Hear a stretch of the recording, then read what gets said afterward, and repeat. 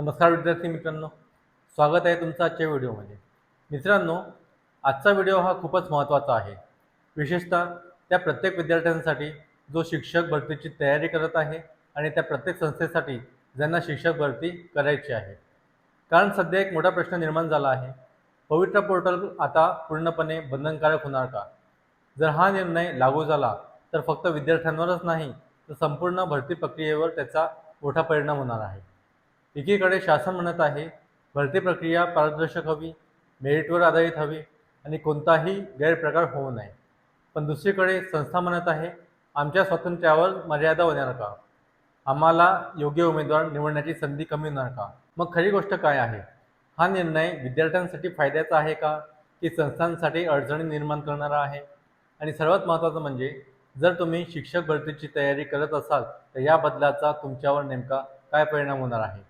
या सगळ्या प्रश्नांची उत्तरं आपण आजच्या या व्हिडिओमध्ये सविस्तर पाहणार आहोत.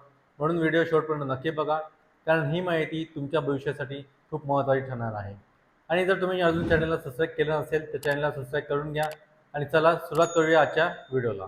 मित्रांनो, सर्वात आधी आपण एक मूलभूत पण खूप महत्त्वाचा प्रश्न समजून घेऊया. पवित्र पोर्टल म्हणजे नेमकं काय?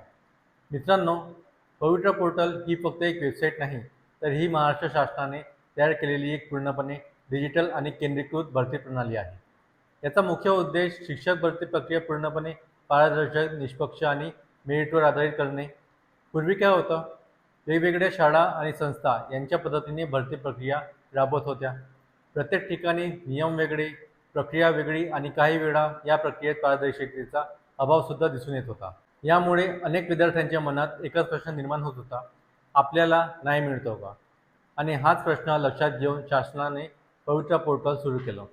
या पोर्टलवर काय होतं, उमेदवारांची ऑनलाईन नोंदणी केली जाते, त्यांच्या गुणांच्या आधारे मेरिट लिस्ट तयार केली जाते आणि त्याच मेरिटनुसार शिक्षकांची निवड केली जाते.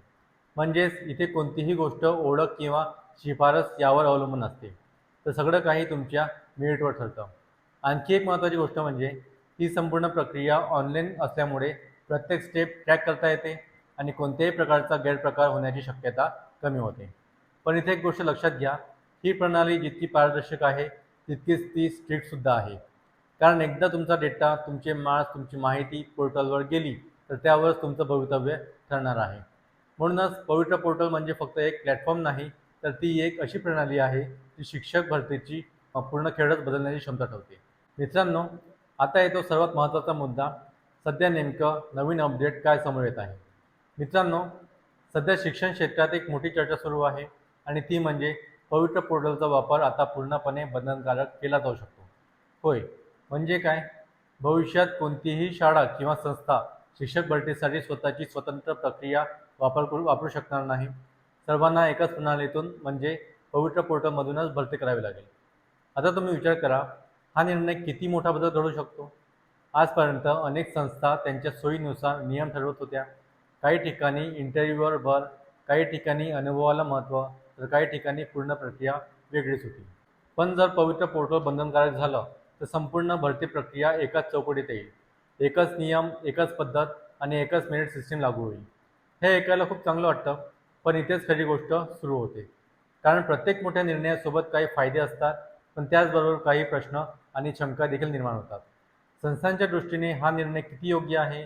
विद्यार्थ्यांसाठी हा खरोखर फायदेशीर ठरेल का? आणि सर्वात महत्त्वाचं म्हणजे हा बदल प्रत्यक्षात कसा लागू केला जाणार आहे? कारण फक्त नियम बदलणं सोपं आहे, पण त्याची अंमलबजावणी करणे तितकंच कठीण असतं. म्हणूनच हा अपडेट फक्त एक साधा बदल नाही, तर शिक्षक भरतीच्या संपूर्ण सिस्टीममध्ये मोठा टर्निंग पॉईंट ठरू शकतो. आणि या पुढच्या भागात आपण बघणार आहोत, या निर्णयामुळे संस्थांना नेमक्या कोणत्या अडचणी येऊ शकतात. मित्रांनो, आता आपण बघूया संस्थांना येणाऱ्या अडचणी. आता इथूनच सुरू होतो खरा वाद. पवित्र पोर्टल बंधनकारक झालं तर संस्थांना नेमका कोणत्या अडचणी येऊ शकतात? सर्वात पहिली आणि मोठी अडचण म्हणजे स्वातंत्र्यावर मर्यादा. मित्रांनो, प्रत्येक शाळा आणि संस्था त्यांच्या गरजेनुसार शिक्षक निवडत असते. त्यांना काही विशिष्ट गुण, अनुभव किंवा कौशल्य पाहायचं असतं. पण जर सगळं काही फक्त मेरिट लिस्टवर ठरणार असेल तर संस्थांना योग्य उमेदवार निवडण्याचं स्वातंत्र्य कमी होऊ शकतं. दुसरी मोठी अडचण म्हणजे प्रक्रियेचा वेग. ऑनलाईन सिस्टीम जितकी चांगली वाटते तितकीच कधीकधी ती स्लो आणि वेळखाऊ ठरते. जर भरती प्रक्रिया उशिरा झाली तर शाळांमध्ये शिक्षकांची कमतरता निर्माण होऊ शकते आणि त्याचा थेट परिणाम विद्यार्थ्यांच्या शिक्षणावर होतो. तिसरी अडचण म्हणजे टेक्निकल इश्यूज, विशेषतः ग्रामीण भागात. इंटरनेटची समस्या, सिस्टीम हाताळण्याचा अभाव आणि पोर्टल वापरण्यात येणाऱ्या अडचणी, या सगळ्या गोष्टी प्रत्यक्षात मोठा अडथळा ठरू शकतो. चौथी आणि खूप महत्त्वाची गोष्ट म्हणजे लिमिटेड कॅन्डिडेट पूल. सर्व उमेदवार पवित्र पोर्टलवर नोंदणीकृत असतीलच असं नाही. काही चांगले योग्य उमेदवार सिस्टीमच्या बाहेर राहू शकतात आणि यामुळे संस्थांना त्यांना हवे तसे शिक्षक मिळण्याबाबत अडचण येऊ शकते. आता इथे एक प्रश्न सरळ उभा राहतो, पारदर्शक महत्त्वाची की फ्लेक्झिबिलिटी? कारण एकीकडे नियम कडक केले तर गैरप्रकार थांबतील, पण दुसरीकडे जर सिस्टीम खूपच रिजिड झाली तर तीच सिस्टीम अडचणी निर्माण करू शकते. म्हणूनच हा मुद्दा फक्त चांगला किंवा वाईट असा नाही, तर हा एक बॅलन्स साधण्याचा विषय आहे. आणि पुढच्या भागात आपण बघणार आहोत शासनाचा खरा उद्देश काय आहे आणि हा निर्णय का घेतला जात आहे. आता आपण बघूया शासनाचा उद्देश. आता एकदा थोडा वेगळ्या दृष्टीने विचार करूया, शासन हा निर्णय का घेत आहे. मित्रांनो, प्रत्येक निर्णयामागे एक कारण असतं आणि इथेही तसंच आहे. गेल्या काही वर्षात शिक्षक भरती प्रक्रियेबाबत अनेक प्रश्न उपस्थित झाले. पारदर्शकतेचा अभाव, गैरप्रकारांचे आरोप आणि सर्वात महत्त्वाचं म्हणजे योग्य उमेदवारांना न्याय मिळतो का, हा मोठा प्रश्न. आणि जेव्हा एखाद्या विद्यार्थ्याला त्यांच्या मेहनतीचा योग्य मोबदला मिळत नाही, तेव्हा फक्त एक नोकरी जात नाही तर त्यांचं स्वप्न तुटतं. याच गोष्टी लक्षात घेऊन शासनाने एक स्पष्ट दिशा ठरवली. भरती प्रक्रिया पूर्णपणे पारदर्शक करायची, प्रत्येक उमेदवाराला समान संधी द्यायची आणि कोणत्याही प्रकारच्या भ्रष्टाचाराला आळा घालायचा. पवित्र पोर्टल ही त्याच विचारांची एक पायरी आहे. कारण जेव्हा सगळी प्रक्रिया ऑनलाईन होते तेव्हा प्रत्येक स्टेप रेकॉर्ड होते, प्रत्येक निर्णय ट्रॅक करता येतो आणि कोणत्याही प्रश्न विचारण्याचा अधिकार मिळतो. म्हणजेच सिस्टीम व्यक्तीवर नाही तर निर्णयावर चालते आणि हीच गोष्ट शासनाला साध्य करायची आहे. पण इथे एक महत्त्वाचा मुद्दा येतो, फक्त चांगला उद्देश असणे पुरेसं नसतं, तो योग्य पद्धतीने अंमलात आणणंही तितकंच महत्त्वाचं असतं. कारण जर सिस्टीम खूपच कठोर झाली तर तीच सिस्टीम लोकांसाठी अडथळा बनू शकते. म्हणूनच शासनासाठी सगळ्यात मोठं आव्हान आहे पारदर्शकता आणि व्यवहार यांमध्ये योग्य संतुलन साधणं.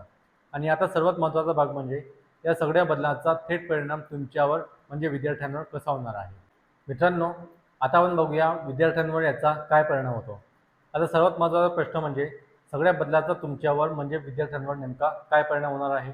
मित्रांनो, जर पवित्र पोर्टल बंधनकारक झालं तर खेळाचे नियम पूर्णपणे बदलणार आहेत. आता फक्त तयारी करून चालणार नाही, तर स्मार्ट तयारी करावी लागणार आहे. सर्वात पहिली गोष्ट म्हणजे तुमचा मेरिट स्कोअरचा तुमची ओळख ठरणार आहे. कोणतीही शिफारस नाही, कोणतीही ओळख नाही, फक्त आणि फक्त तुमची मेहनत आणि तुमचे मार्क्स. दुसरी गोष्ट म्हणजे तुम्हाला पूर्णपणे प्रोसेसची माहिती असणे खूप गरजेचं आहे. पोर्टलवर नोंदणी, डॉक्युमेंट अपलोड, अपडेट्स, एक छोटी चूकसुद्धा तुमची संधी गमावू शकते. तिसरी गोष्ट म्हणजे तुम्हाला सतत अपडेटेड राहावं लागेल, कारण सगळी काही ऑनलाईन आणि डायनामिक आहे आणि जो अपडेटेड राहील तोच पुढे जाईल.